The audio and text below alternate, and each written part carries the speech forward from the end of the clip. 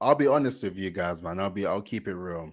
And I would like to think that that's why you guys check for me, because you can click on the video and know that you're going to get some realness from me. You're going to get some honesty, and you're not really going to get much sugarcoating. I'm going to keep things like 100%, because that was the main reason as to why I said I'm not going to be editing videos, because I could chop things up to make it all crystal nice, clean, polished, to be like, oh yeah, I got so much value in this content and I got everything I needed out of it. Now I can go and do what I need to do. But I want to use this as a platform to really showcase that this is training day for me. I'm working every day to get this right, to improve, to develop, and to take things to a whole new level. And with that, there's going to be days where it just doesn't go to plan. I'll be honest. I've been very much looking forward to developing this content for you guys, to really address something that I feel like has been missing for a lot of founders, business owners, entrepreneurs. And yeah, I've been looking very much forward to developing this content. And today, when I'm recording, the words just aren't coming out. Like, it's crazy. And I figured that the whole point of developing this content is to keep it real with you and to keep it real with myself. But I say all that to say that you need to keep going. There's going to be days where things don't necessarily go to plan, or it didn't go the way that you anticipated. You need to keep going. I said to myself that every Friday, without fail, I will be putting out content on my YouTube channel. I want to use this as a platform to really serve my audience and to really let them know that this is real life. Fair enough, I could pay someone to edit the content, focus on doing one line at a time just to get it right and just to put the content out. But nah, I want this to be, specifically this way that I'm doing this content, to be something that can resonate and to allow you to see that in no way I'm perfect, but I'm going to get the job done regardless. And that comes down to the level of perseverance that I have, that I feel that all of us need to start adopting if we are going to build our personal brands by the 30th of November 2027. I said this in previous videos and I'm going to keep reiterating it because I think it's an important thing. So with that, I would say there's going to be days when you feel down or you feel low or you feel like you are no longer in the mood to do something. Don't let your emotions hinder you from doing what needs to be done, please. Because when it comes down to it, all you have is your word. And if you can't be honest with yourself, then who are you meant to be honest with? You know what I mean? So if you are dedicated to the cause, then dedicate yourself. By no means am I saying to burn out and to, cause yourself distress because you're not able to hit those targets. But whatever you say you're going to do, just do it. I think it's as simple as that. And if it comes down to you doing that, slowly but surely, the more that you do it, the more you're going to be very intentional about the things that you promise yourself or the things that you say that you can or can't do, because that will then tie in with how you treat yourself and how you start to perform in different parts of your work. And honestly, that's what I wanted to share before I even dive into what I'm about to talk with you guys today. But let's just jump straight into it. Have you ever been in a position where you come across someone and you just can't get rid of them? They're online, they're on editorials, they're on podcasts, they're doing adverts, they're everywhere. They're on social media posting every day. And you're thinking, how are they even in a position where they're able to be in so many places at once? Like what is it really about? And I realized that a lot of founders, business owners, and entrepreneurs aren't particularly sure about the way to do it. And sometimes they feel that there's only one approach in order to, build up their personal brand or to develop and establish their business. But this is the whole reason why I'm doing this video, to let you guys know about a framework which I've known about for a very long time. And funny enough, as much as I've known about the framework and I've implemented that framework with previous clients, it was only really recently when I decided to be intentional about building my personal brand that I started to feel like I can literally apply the same stuff to myself and become that person that ends up being everywhere all at once. And it all comes down to strategy and it all comes down to consistency, as I mentioned previously. But with that, I'm going to talk to you guys about the PESO model, right? The PESO model is an integrated framework that I came across when I literally started my first job in PR. But first and foremost, let's just do some background work. So, the actual founder, the creator of the PESO model is Gini Dietrich. So then she developed it. She's an author, entrepreneur, and prominent thought leader in the public relations and marketing industry. And what she done in terms of creating that PESO model, to be honest, is what inspired me to develop my phases framework. Plenty of times navigating the industry, I've seen people develop their own frameworks or their own methodologies, and I'm thinking, what is stopping me from creating my own?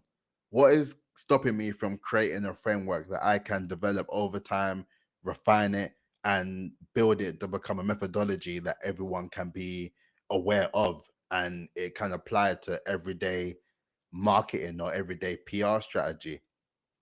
So, with that, that is also a reason how that came to be. But let's break down each section of the PESO model, right? So, we have paid, when we have earned, then owned media, then shared media. Let me repeat that because I said it crazy. We have paid media, earned media, shared media, and owned media. So I'm going to cover them one by one and I'm going to give you a breakdown of how you can utilize that for your personal brand, right? Before that, let me go on here and I can share the actual details. So, yeah, if we cover paid first, that covers all things ads, sponsorships, influencer partnerships, boosted content, and that's all there for fast reach, and it requires budget. And when I say it requires budget, like it's not requires a good amount of cash flow, I would say. Personally, my background is very much PR and marketing, mainly PR. So I'm very much a big fan of earned media, which I'll cover shortly. But as far as paid is, there are the benefits of paid and there's the negatives of paid media. The benefits of paid media, of course, is you're able to dictate where you're reaching your audience. You put your money behind it and you're able to reach particular audiences from location, from job occupation, from, I believe, even ethnicity, if you're even able to narrow it down that much, or gender, of course, age range. There's so many different variables as to how you can target your desired audience to view and see your paid ad, that it really helps with being able to connect directly to your audience, which will then result in them doing whatever it is that you want them to do. An example of that is if you are looking to develop a service and you have all the tools in place ready to get it sold. With that in mind, you could potentially do a paid ad towards your desired audience, put the money there, and drive traffic towards a website where they can sign up and get involved in the services XYZ. The negatives of doing so is the fact that with, building a simply paid strategy, is if it's not done correctly, it can be a massive cash loss. You could lose quite a lot of money based on the amount of paid ad spend that you're using in comparison to the amount of clientele that is coming back as a result of that. That's why it comes down to having a hybrid approach, which I'll cover later in this video. Right now, I'm only covering the paid ad section because I come across a lot of founders, a lot of business owners, entrepreneurs who have the capital, they have the money, and they have the opportunity to put money towards paid ad. But with that, sometimes they miss out on the actual strategy that should be implemented before. If you put money towards something without an actual goal or strategy, it's very much the same as throwing, you know, something on the wall and hoping it sticks. And if it does stick, that's great. If it doesn't, which is more than likely because you haven't done the groundwork or the background knowledge in terms of who you're targeting, why you're targeting, is it the right time to target? How long are you looking to target for?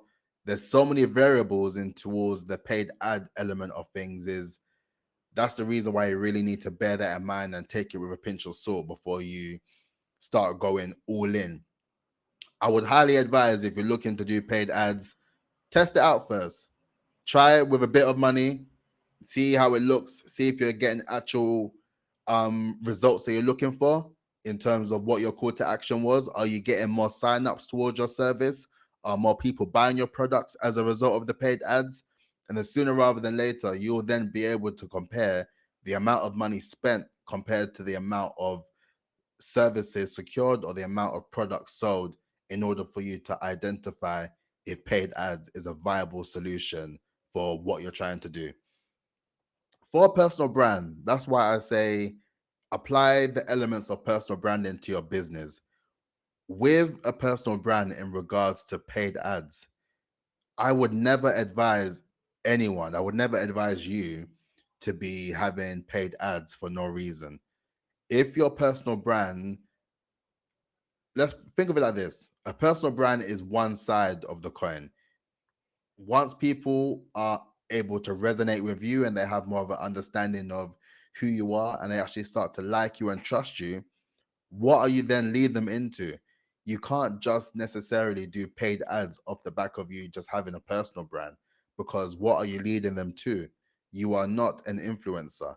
You're not position yourself for no reason. And even with influencers, they will usually have a product or a service that they are being paid to promote off the back of them being an influencer. But as a personal brand, if you want to develop a personal brand, you need to develop yourself as a key person of influence, right? I repeat, you need to develop yourself as a key person of influence. That is the way that you'll be able to establish yourself amongst competitors, because you have additional bits towards your whole situation, as opposed to you just being well known. You are well known with the fact, and you also have a business in place or services you can provide or products that you can offer. So you really need to think twice about how you position yourself with your personal brand, and understanding what is the end result or the main aim of you developing this personal brand, and what are you looking for your target audience to do with this personal brand, right? That is the paid element of things.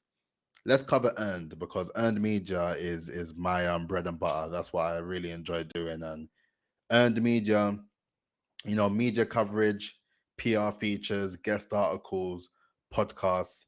That one is good for credibility and third party validation, right? And earned media for me is a favorite. Obviously, I'll be a bit biased because I've been in the PR industry for over 7 years now. I've been in the industry. I've done a lot of work with different clients in terms of securing them media coverage. But I'll position it like this. I think I said it in a previous video, but it still stands, especially with earned media. That is the ultimate way of gaining credibility through third party. And then with that element of third party, you want to ensure that. So, for example, I already mentioned that I'm a great cook. I'm a fantastic cook. I can chef it up well. But if I go around telling everyone this, I come across very egotistical. I come across very, you know, cocky in some ways. I come across very self-centered. All those sort of things can come about you talking about yourself too much. And we're in the UK, man. A lot of people, they don't like people talking about how amazing their lives are compared to someone else, or whatever the case, because they're always going to be kind of, I feel that the UK is kind of like was it crabs in a bucket mentality, but that's a story for another day. But if you're enjoying this video so far, please give this video a thumbs up. um you see my mug, it's my Tariq mug. Mm. All right, so where we earned media. So with earned media, with the element of me saying I'm a great chef, XYZ, if other people are letting other people know that Tariq is a great chef. Tariq has cooked amazing meals. He's positioned himself as the greatest chef in East London, let's say. I haven't said that. Someone else has said that on my behalf. But it's that third party credibility that will make people vouch and that will make people consider me as this go to chef. You understand what I mean? And that's why it's incredibly important to also consider earned media as part of your strategy, because that doesn't involve a cost. And when I say it doesn't involve a cost, it comes down to how you pitch yourself, how you present yourself, and how you put yourself forward for a journalist that's writing about your particular industry or your particular passion point or your area.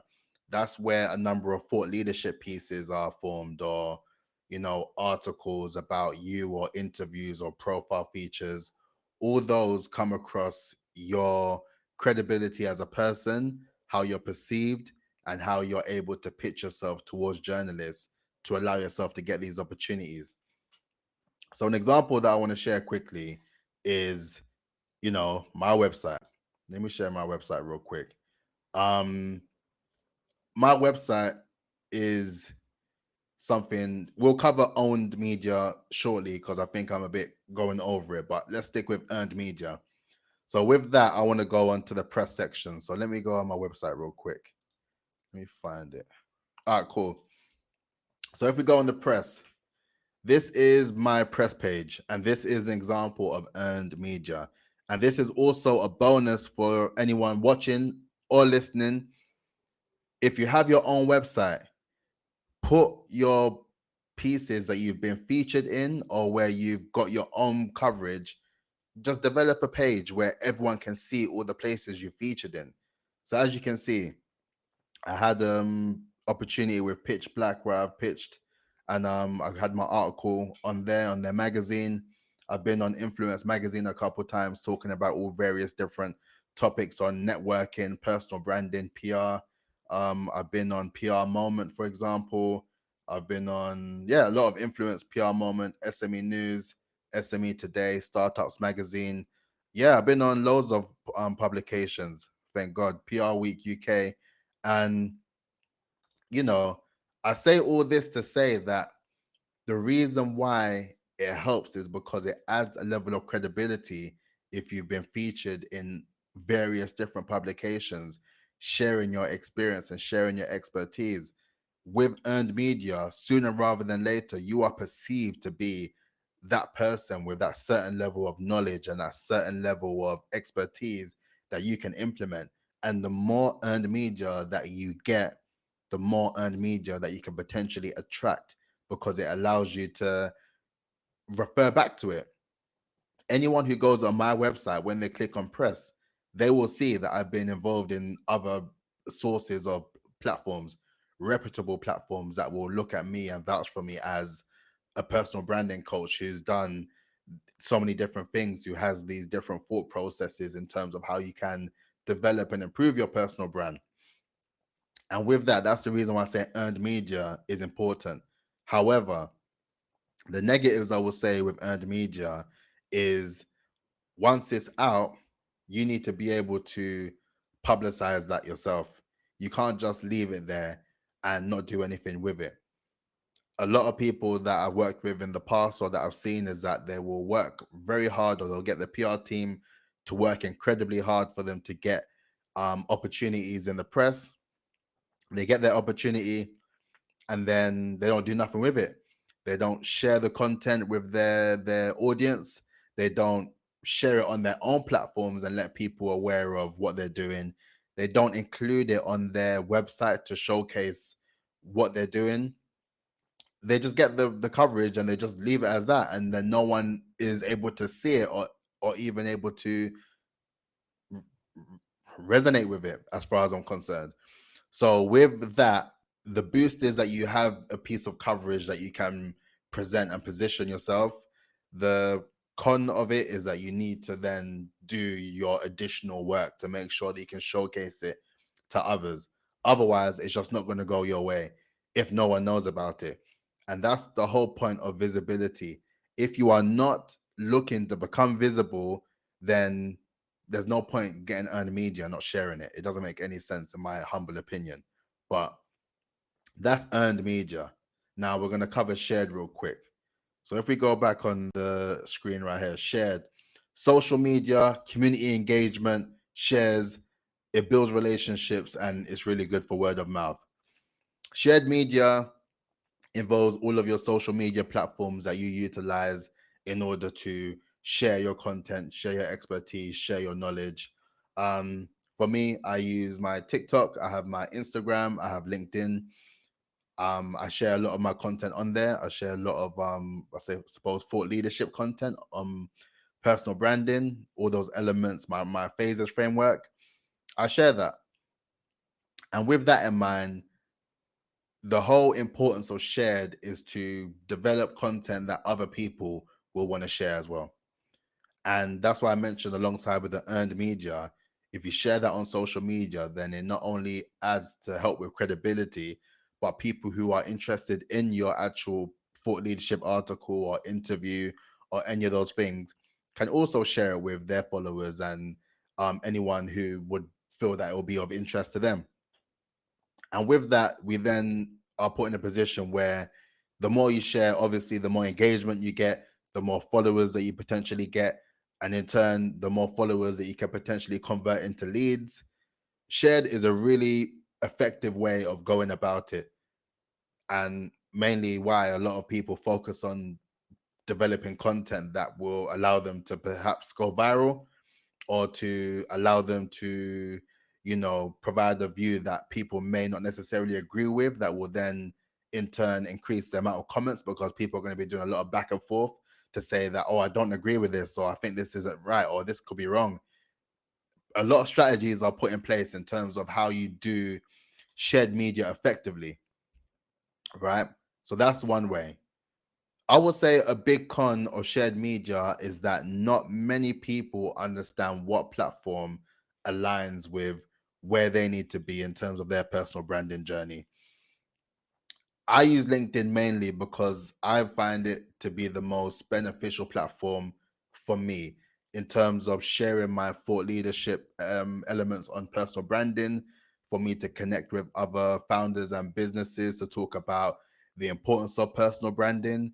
And more importantly, is a lot of C suite executives, founders, CEOs, that's where they all chill. That's where mainly all of them chill. So it's in my best interest to be in the platform that will then, God willing, provide the most value and provide the best return on investment of my time.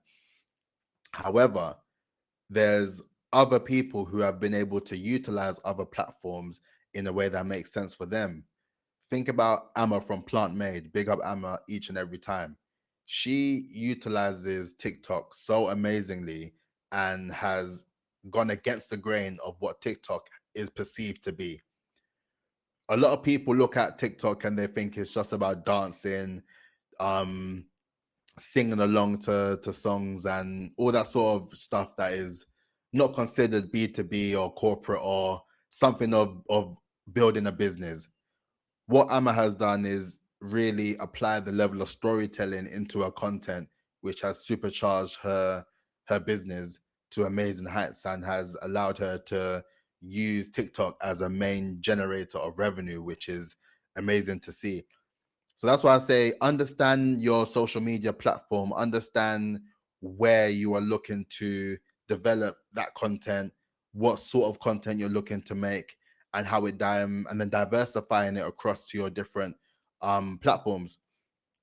With me doing these videos on YouTube, I will be dissecting them into more short form content and putting them on my TikTok, putting them on my Instagram, and chopping up some bits and putting some parts on LinkedIn. It's all about having an idea of who your audience is and why they are going to be there and why they're going to listen to you on that particular platform. You get me? Nice. So now we go into the last part of the PESO model, which is owned media. So that includes things like websites, blogs, newsletters. YouTube is involved in there as well. You would argue that YouTube is a bit of a shared platform in the basis of it being more social media, but on the basis that it's your content that you have within your own personal hub, and it's yours that you're using to create and develop content. And as mentioned here, it's about long-term control and compounding value. YouTube can easily be perceived as more of an owned media element of things. So with that, let's go back to my website, for example. And that's the reason why I bought my website out initially, because this is, for me, not to toot my own horn, a great example of owned media. When I developed this website, I launched this website last year, August. And similar to what I said about consistency and to always dedicate yourself and keep promises to yourself, I said to myself, every single week without fail, I'm going to be publishing a blog every Wednesday from the first day that was, whenever it was. So if you go through my website, you can literally see my video content, my blogs, like honestly, my interviews that I've had with some amazing people I had a chance to speak with. Um, literally, I think there's, if I load more, we can go on forever. Like honestly. But the point that I'm trying to make with all this is the fact that have a home with when everything is said and done, when Instagram, TikTok, Twitter, X, whatever you want to call it, if they all go away today, what do you have to show for your work? Or how would you ensure that business is still running if these platforms are gone? And that's why I say that these owned media platforms is incredibly important, because you have a base, you have a hub, you have a home for where your content lives and where you can ensure that you keep compounding over time. I can confidently say to everyone, Google my name, Tariq Peters. My website will be at the very top of the Google search ranking. And I've done that purposely. I realized that building own media will help with your search engine optimization, which is short or long for SEO. I'll cover that in a later video. But it helps with your search engine rankings and for you to be positioned at the top of Google. Let's be honest. When was the last time that you went on Google searching for something, you ended up in page 4 or 5? Probably never, or probably very long ago. I don't know what you're searching for. The point being made is that more often than not, you're not going to leave the first page of Google, because all of the information that you want based on what you searched is on the first page. So I say all that to say that owned media is important for building long term interest in what you're doing and compounding all the way. It compounds. I've been writing and blogging and posting content for over 52 weeks, over a year. And I'm not stopping. I'm still going every Wednesday without fail. You will see my content. But it's all about the compounding aspect of things.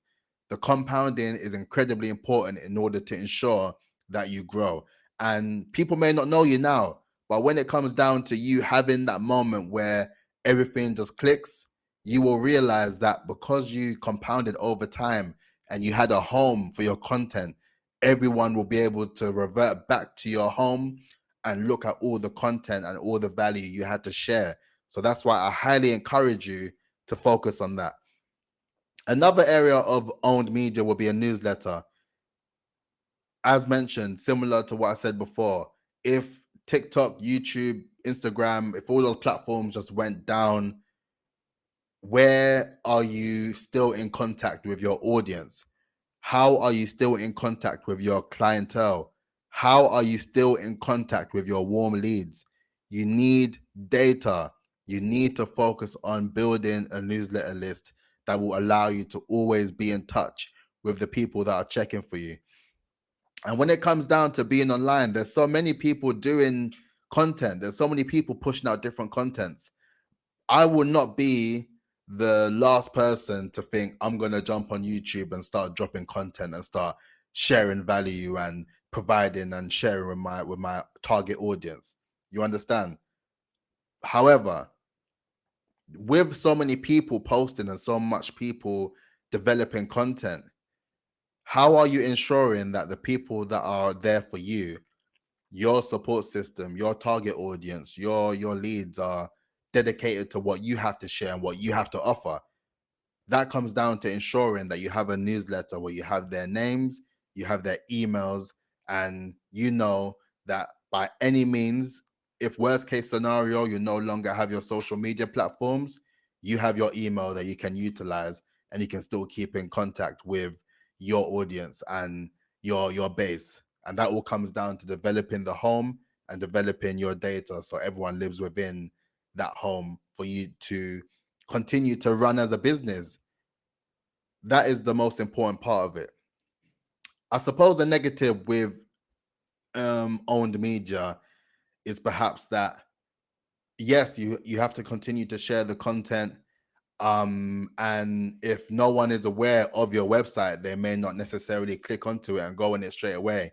But I wouldn't say there's many negatives to it. For me, I think it's one of the most important elements of it, and that's why I highly advise anyone who is looking to build a personal brand and they're using their name as a way to develop it is to get your domains.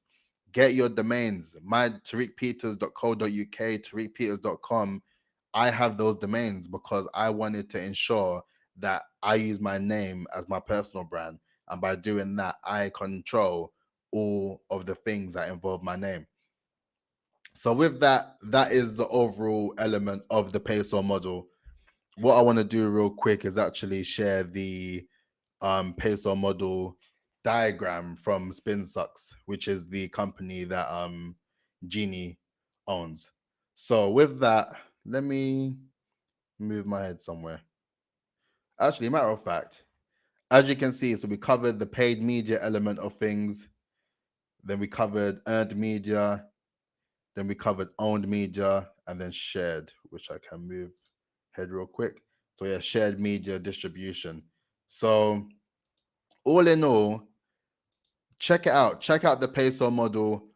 Check out how you can implement it and develop it in a way that works best for you, because you have to understand it's not a one size fits all model. These areas and this framework is in place to ensure that you have an integrated approach with your communications and your marketing efforts. You should never ever think that you should be doing one thing and one thing only, because it's not going to allow you to develop and grow in the way that you need to. The PESO model was designed for an integrated approach, and I personally believe that with the development of personal branding for years to come, an integrated approach is extremely necessary, but it's about how you manage to implement the PESO model in a way that works best for you as a founder, as a business owner, as an entrepreneur. Not everything that works for one person will work for you, and vice versa. Not everyone will be saying to themselves that they're going to publish blog content every Wednesday for the foreseeable future, or say they're going to be publishing content on YouTube every Friday for the foreseeable future. However, I understood the concept of the PESO model. I just took a long time to implement it within myself, because it took a long time to get to this position of building my personal brand with the utmost intention. So I would highly encourage you guys to check it out. Please get in touch with me if you want some more information about how you can implement it more strategically to your personal brand. And ultimately, I hope this video was a good video for you. I hope you learned an awful lot. Um, Please like, comment, subscribe. Please comment and let me know what part you felt interested in, what part resonated with you. If you felt like you disagree with some of the things I said, comment below. Let me know. Let's have a conversation. Let's have a dialogue. But before I wrap up, I just want to thank you guys again for tuning in and listening. If you made it this far, thank you very much. I really appreciate the love and the support and the feedback. Honestly, I'm learning and growing and developing just as much as everyone else. And one thing I tell everyone, I'm very forthcoming about feedback and constructive criticism so I can continue to provide value and develop my skills and offer a lot more towards you, because you guys support me. So it's only right that I support you with what you got going on as well. So thanks again. Thanks for listening. And yeah, please implement the PESO model and don't lack, because that is a good framework that will allow you to be in all places at the right time, to get the right opportunities that you deserve, to build a personal brand that can allow you to leverage yourself and your business to take things to a whole new ball game. So blessings, peace out, and I'll see you in the next video next week. Peace.